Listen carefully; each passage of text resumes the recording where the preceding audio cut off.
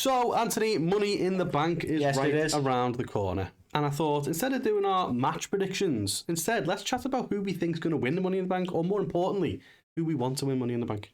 Okay, I like that idea. Yeah. And let's face it, predictable, so. Hey. But yeah, so, I mean, let's just dive right in, shall we? Dive right on in. There's no point beating around the bush, okay? So far, no, I shouldn't have said that when we go into the women's slide. I know, right? But, right, the women's Money in the Bank. We've got 3 parts at the time of this video. So just so you know, this is slightly in advance. Yeah. Time of this video, we've got Alexa Bliss, we've got Rhea Ripley, and Roxanne Perez, the 3 women so far announced. And we can only pick from these 3. Well, no. Don't do that, because that's going to ruin my pick. Now, do we have any inklings on other participants? Well, so far, I believe, is Alexa on SmackDown or Raw now? Yes. That's a great question. I can't even think. She's on one of them. She's turned up so sporadically. I actually don't know. Rhea Ripley's on Raw, isn't she? And Roxanne Perez is on Raw as well. So, but does it matter? It's feeling very Raw. That's what I'm thinking. So maybe from a SmackDown side. Like a Naomi? No, Naomi's on Raw. No, she's on SmackDown. Maybe like we watched the show. Naomi would be a good shout. Well, I faltered for a sec, but yeah, she's on. What about Jade? What about Nia Jax? You always need, in these matches, you need... I think because Jade and Nia Jax are having that back and forth, I know Naomi's involved in that, I couldn't see like all 3 of them being part of it. Yeah. So, for me, you got to either go Jade or you got to go Naomi. Yeah. I don't think they'd put Jade in unless they wanted to win it. Yeah, so that's fair. I could see Naomi being in the nicest possible way to fill the match. She's a filler. But like, they do that though. I would have said someone like Shotzi would have been like dead on for this, but obviously they've released her. It's like, who wants to fall off the ladder? Carl.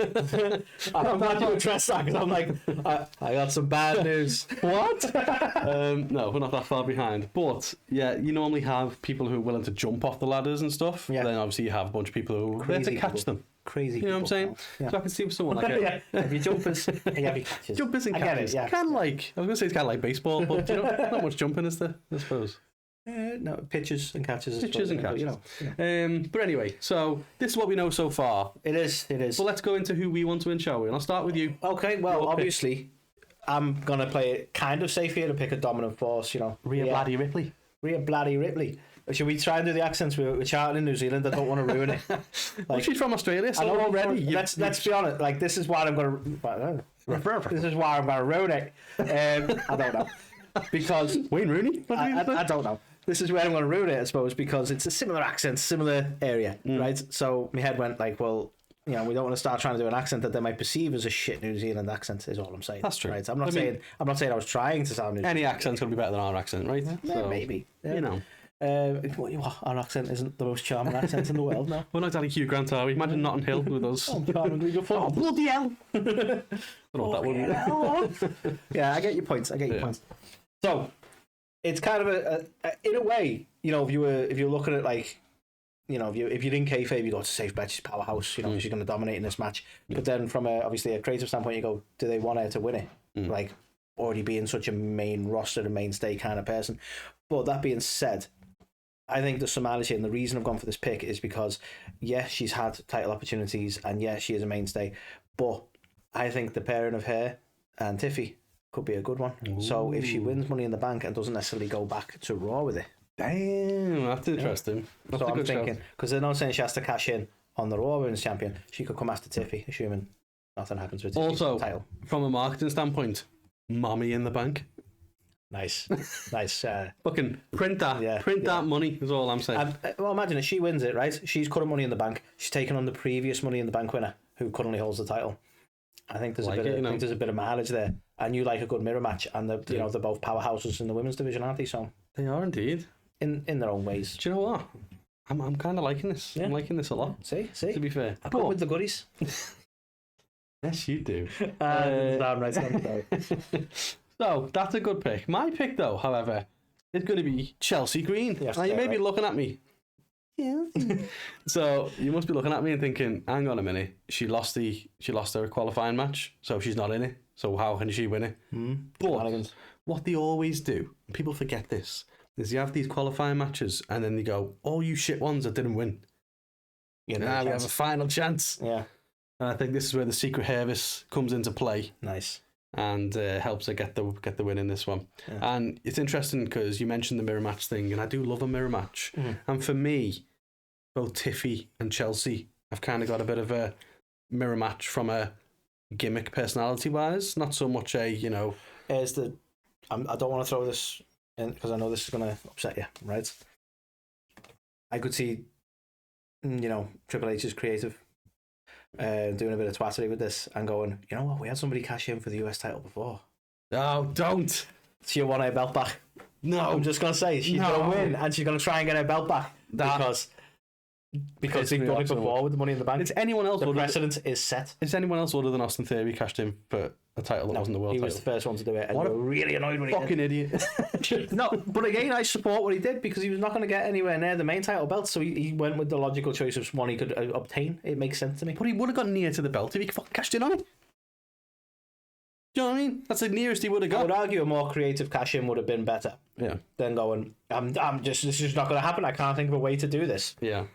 I get that, but I don't know. I can see Chelsea Green like accessorizing this thing and almost having it as like the secret. Doing to her outfit, she could have her own face on it. Well, exactly. You know what I mean? But I can see the secret harvest like going there and guarding it. In actual fact, it works really. Words. It's been a week. Obviously, I disappeared for a little bit. But yeah, it kind of works well to the whole secret harvest thing. Yeah. Like that mystery briefcase, you can see one of their agents having it with handcuffed to the wrist and stuff like that, just to keep it safe. Yeah, like you could see all of that. And in fact, as goofy as you could go, like, oh, let's decorate the briefcase. They might even just make it a plain black briefcase to kind of go with that whole shtick. I think that would be quite funny. Yeah, 100%. Because aren't they called Slagents? Is that right? Slagents, yeah. Of course they are. I love this whole thing. Yeah. It's all great. But it leads me to my next question though. Are we going to get like a cash in on the same night or like the next night, or is it going to be like a lengthy one, do we think? I feel like for Chelsea to get the most out of it, they need to have hold it for a while. 100%. I think if Chelsea won it, they want to get some mileage out of it because the briefcase is a gimmicky thing. I think that's why we've for a while now haven't seen quite a quick cash in because like they want it to be a thing like, oh, you want to get that replica one and you have to display your goods, don't you? So except for last year and Drew. Basically, so like the women's side of things, but they tend to like. They didn't really like look at like Brock Lesnar had it for a bit because they put the boombox thing on it and they're like, oh, we can sell a few of them. Yeah, like Damian Priest had the purple one. Yeah, when they don't plan on like marketing the case, they'll rush you. So like Drew, they didn't have a thing. They might have put a Scotland flag on it, maybe, I don't know, but like they didn't really. They didn't plan on having any mileage on that, did they? So they weren't planning on, like, they probably didn't have a warehouse full of the fucking things, is my point. Whereas I could see them getting some mileage out of selling the replica cases for it. So. Yeah, 100%. Not that we're talking, like, trying to be smarky business side of it really now, aren't we? But hire us for the marketing department, Triple H. But are you thinking the same for Rhea Ripley? So if Rhea wins it, Money in the Bank, all that goes with it? That's so gimmicky as well, isn't it? It works so well. 100%. But I don't think cash-in would be that. I think the beauty in the Rhea one and the way I would do it, especially with it being quite a intimidating character, like if I was booking the Rhea side of it, I'd have it so that she makes it very clear very quickly that she's going for Tiffy, and she's like, I'm coming for that belt, but you won't know when. See, that's a massive swerve, because I feel like if Rhea wins it, people will be going, oh, her and EO have got unfinished business, so for her to go, well, actually taking it to SmackDown would be a big swerve, I think. Yeah. But I think that would be. I could see so much mileage, like almost like a Undertaker-esque thing. If Rhea's like, "I'm coming for you," right, and intimidating Tiffy, and then we get to watch Tiffy as a character be unsure when that's going to happen, and terrified about that. Yeah, that'd be and good. You could get into that character sort of cat and mouse game as well. Yeah. And again, kind of Undertaker-esque of like, she just appeared out of nowhere, and it's like, no, not yet. So that's what that whole thing was about on the Raw on Netflix when Undertaker came down for no reason. He was making her just as intimidating as him. Yeah, exactly. Yeah. No, so I think there's mileage in it, but that's how I would personally like to see it booked. Is like have her be like, this is what's happening. I'm just not going to tell you when. Love it. Fucking love it. Yeah. And what we want to know is, who do you want to win Money in the Bank for the women? Let us know in the comments below. And while you're there, hey, just on the same page. These are the only animations you get on this show. So, so let's move on then, shall we, to the men's side of Money in the Bank. And so far, we've only got Solo. So he's going to be in this match. Solo. So this one is an interesting one as well, because you look at the world title picture at the minute. Is someone going to win and challenge John Cena? And if that happens, like, is that how you want heel John Cena to lose his belt from a cash-in? No. I don't see it. So then you flip it to the other side and you go, well, all right, maybe whoever wins it has to go after Jey Uso then? And is that like a way for Jey to lose the belt where he's been screwed over, essentially? Because for me, I just can't see Cena dropping it. So for me, that makes me think a SmackDown guy is not going to win it. But I'm not too sure. But so far, we've only got Solo Sikoa. But your pick, Anthony, for the men's Money in the Bank, TikTok. Yes. And this is, for me, the only kind of logical thing we can do right now. Because... Oh, it's Karrion Kross, by the way, for the audio. TikTok. So I think this is the trouble. We've got a lot of stuff going on in the main title scene. And I actually totally agree with you. I think the John Cena thing, I don't think that is something that we should use the cash in for. So straight away, I think Karrion should be cashing in on Jey. Okay. Right. And I hate to say it, but I think he would bring a bit more to the title. He's sort of red hot at the minute. Like, apparently he's like one of the biggest merch sellers at the minute, and that's without him even getting much screen or ring time. But they're leaning into it, aren't they? He's now angry that he's been a company guy and it hasn't worked out, so he's disgruntled. Well, we say that. I'm surprised he haven't lent into it more, because his promo that he did around WrestleMania got a load of traction all over the internet. Fans loved it, and he's still on main event and shit. And it's What's the thing? Well, yeah. But what do you got to do? But are they leaning into it themselves and still booking him poorly? Maybe as part of that, which it sounds daft. But they're being a bit meta with it and going, well, we'll book him on main event and he can carry on being frustrated. And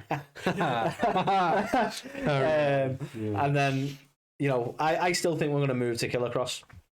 Interesting. I think they're going to be a bit more edgy with it and be like, Karrion Kross is gone, Killer Cross now. You know what I mean?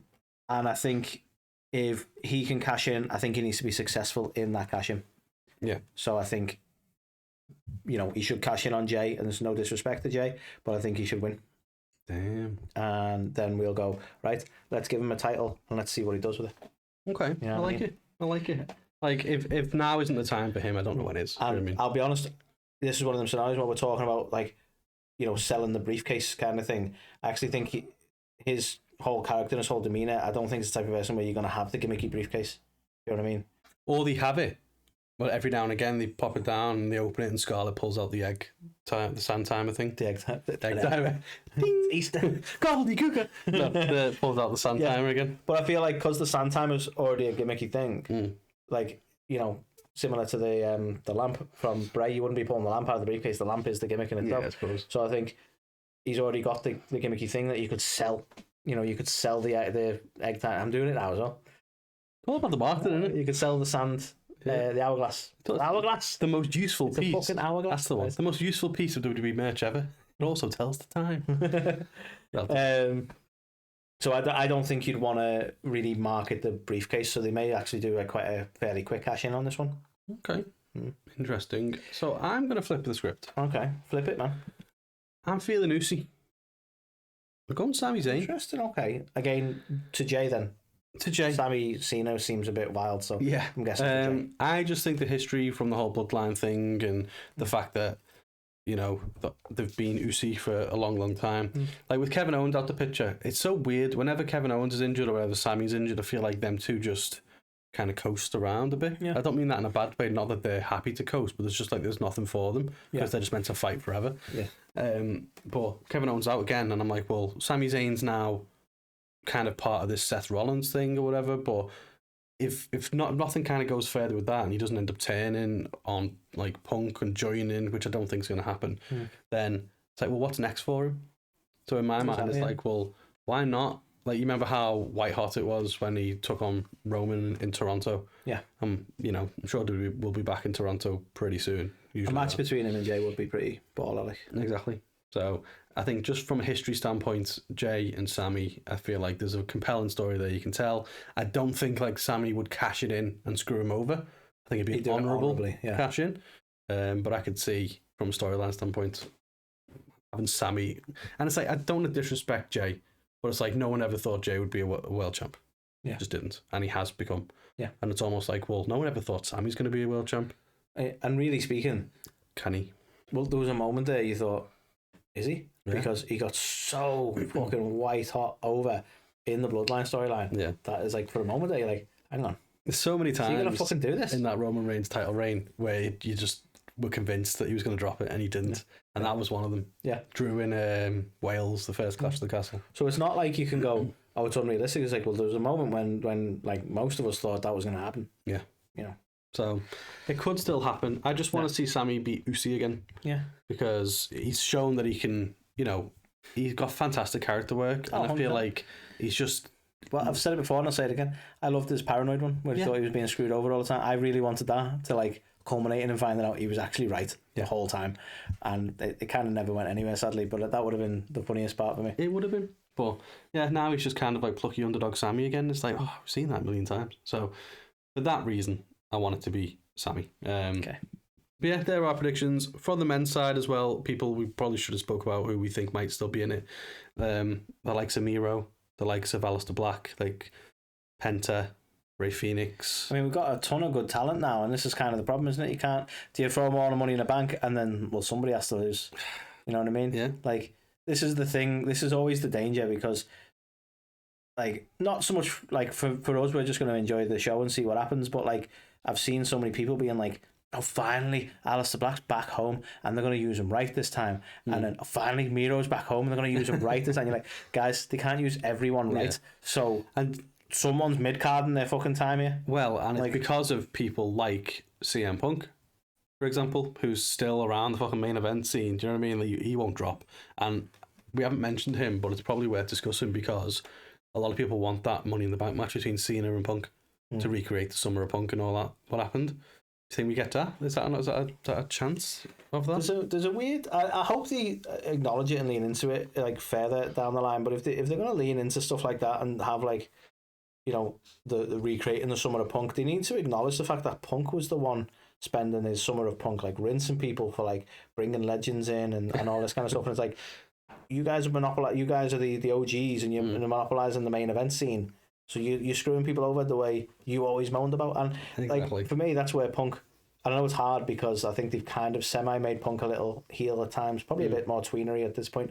But like surely he needs to turn fully on the audience at that point and be like, yeah, I am the big deal and these guys don't deserve it. And that's the difference and all that bollocks, you know? Yeah. Because it is kind of a hypocrisy in it. But I know it was all character work. But again, character work this time I need to go, yeah, I know what I said previously. I don't care. I know what I said. I did what I did. Yeah, so fascinating one. I don't know how it's going to go. Obviously, it's early days. We're going to see who's going to get announced. We will do some Money in the Bank predictions closer to the time. But as things stand right now, they're our picks. Yes, they are. So you let us know what you think about our picks. Do the thing. Comment below. And yeah, go on, say it. While you're there, why don't you like and subscribe? Look at that. Like and subscribe. Pros, aren't we? And then switch the bell on or whatever that thing's doing. Whoa.